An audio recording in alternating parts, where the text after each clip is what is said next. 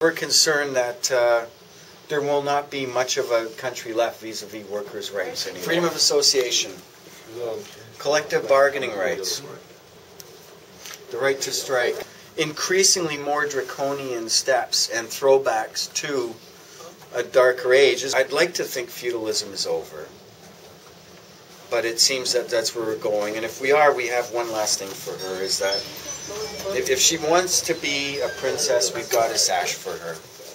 Because the way she's been acting, without talking to workers, without meeting with the workers, with spending time with the bosses, the CEOs, the corporations, and never with the people that her decisions have impacted. Everyone in this room, in one way or another, has been impacted by her decisions over the past year. Is that if she wants to be royalty, she might as well have the banner, because in the list of things she's done, taking away our rights as workers, I'd like to hear on her side one thing she's done to protect our rights. Like one improvement she's done since she's been Minister of Labour that has improved the rights of the people in this room. Sure as heck isn't the free trade agreements. It's not the open skies. It's not protection for public sector workers who are being forced out on the streets, being downsized. I can't think of one thing she's come back and said, you know, since I've been Labour Minister, I improved the minimum wage. I gave even non-union workers, I gave non-union workers better. She gutted their fair wages. When you're opposed to something called the Fair Wage and Hours of Work Act, that's fundamental. When you say I am opposed to fair wages, that's an issue. She might say, well, that's only 2% of the people, so it's small potatoes. But guess what? When you remove protections for 2%, the other 98% say, us too. We have striking members here from the Region of Peel.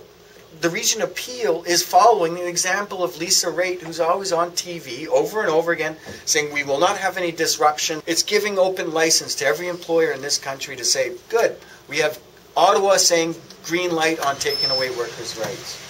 Well, I work for Air Canada, and we had a hefty strike vote, and we weren't allowed to strike for 1 second. The Minister of Labour found a fancy way of stalling by referring our situation to the CIRB to see if we were a health and safety risk, and that bought her time to get legislation to keep us from going out on strike. So our workers weren't very impressed with that, and as a result we had a contract forced down our throats. I'd just like to say I've been in the labour force for 39 years, and my experience has been that 90% of strikes, 90% of contracts were negotiated without strikes, and it's just recently, since we've seen a Conservative government, that people are unhappy. They put up with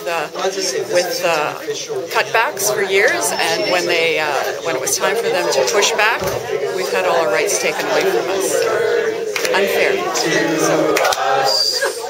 Happy birthday to us. Happy birthday to us.